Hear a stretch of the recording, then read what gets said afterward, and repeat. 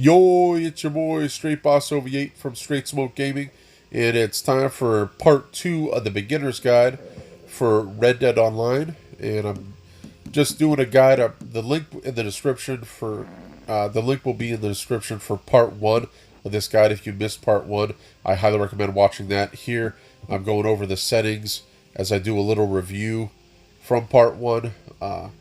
But in part 1, just a review, we went over looting, why you should loot every dead body you can, why you should skin animals while you hunt.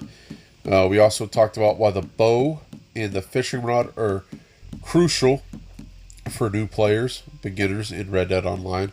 And we also talked about the first gun that you should purchase that you unlock fairly early on in Red Dead Online.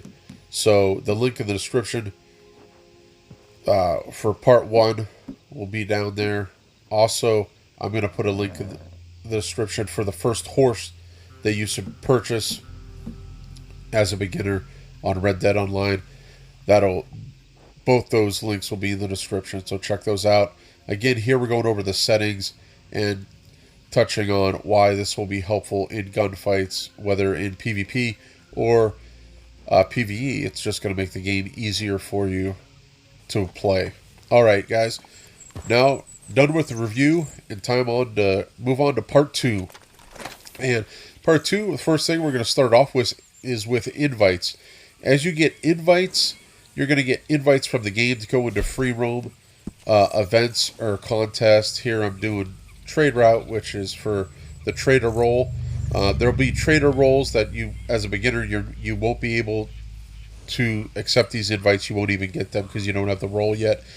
But there's also other stuff, like if you have a bow, master archer. There's also a fishing contest.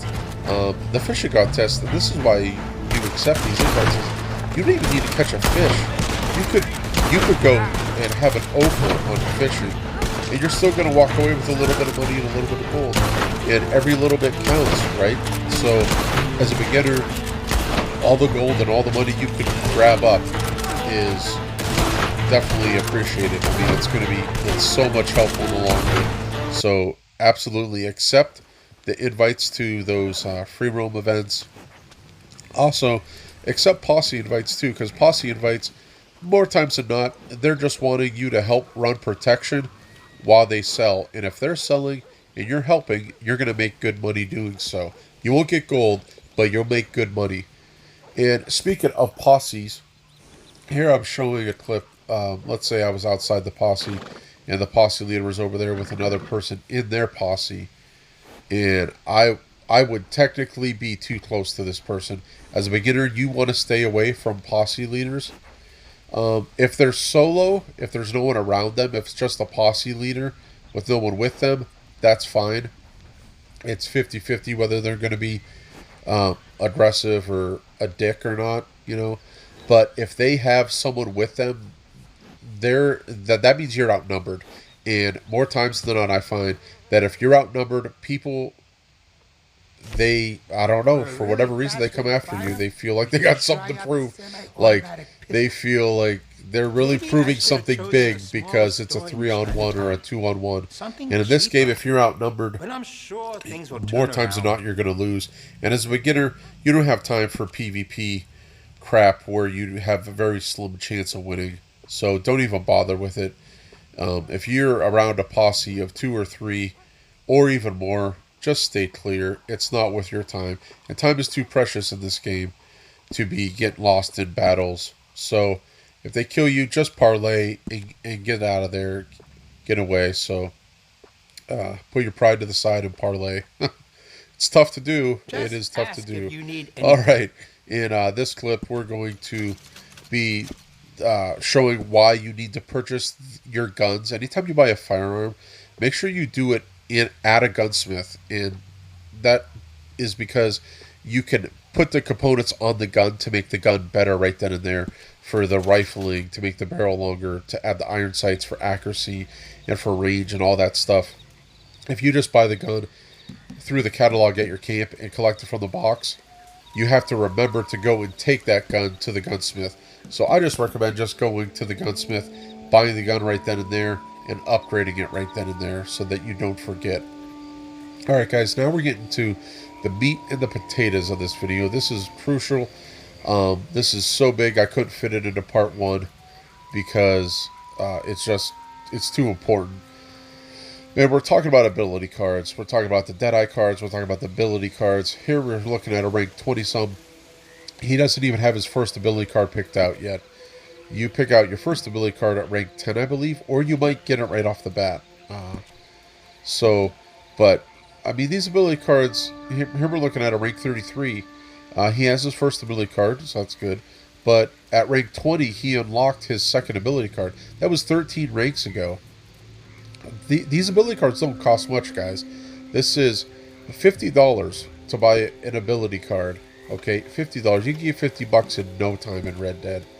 Okay, there's no excuse for, and I'm not trying to out anybody. I'm not trying to embarrass these guys. We need to learn from this. I just see so many low levels with, they have these ability card slots unlocked, but they don't fill them. And it's only $50. So fill your ability cards as you unlock them. I mean, it just makes the game easier.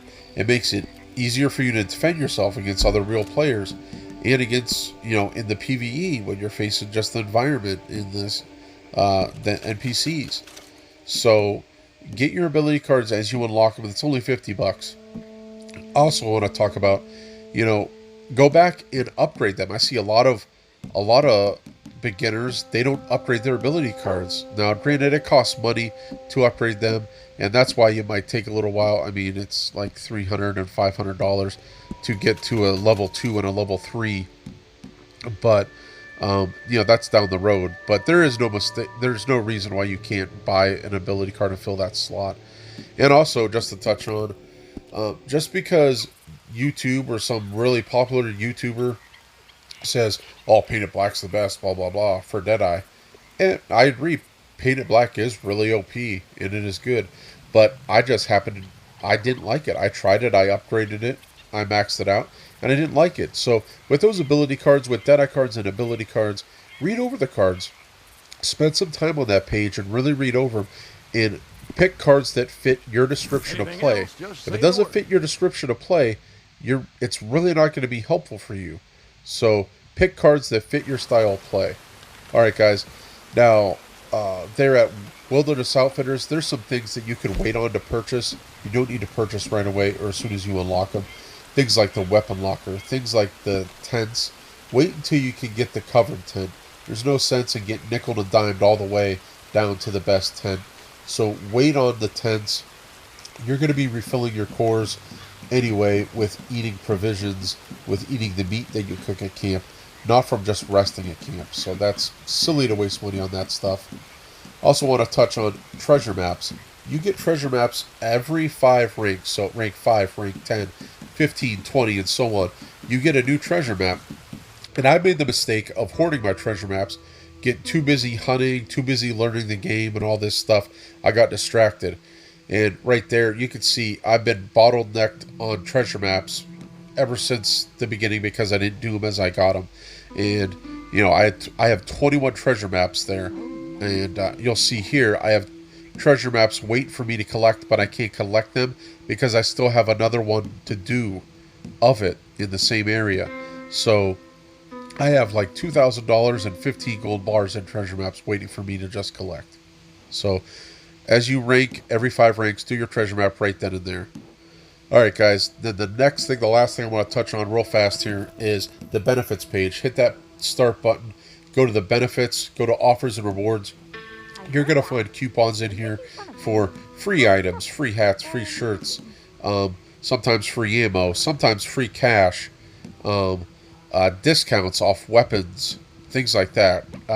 Treasure maps, so login rewards, stuff like that. Outlaw pass stuff you will find there at. So make sure you go to the benefits and go to offers and rewards and see what you can get from there. That's going to help you play. That's going to make the game better for you, save you some money anyway. Alright guys, that's it for part 2 of the beginner's guide. I hope you found it helpful, and if you did, go ahead, punch that thumbs up, give us a like, give us a comment if you have any more suggestions for beginners. And Orb Smoke will be back Wednesday with a Madden video. and GTA on Thursday and Friday.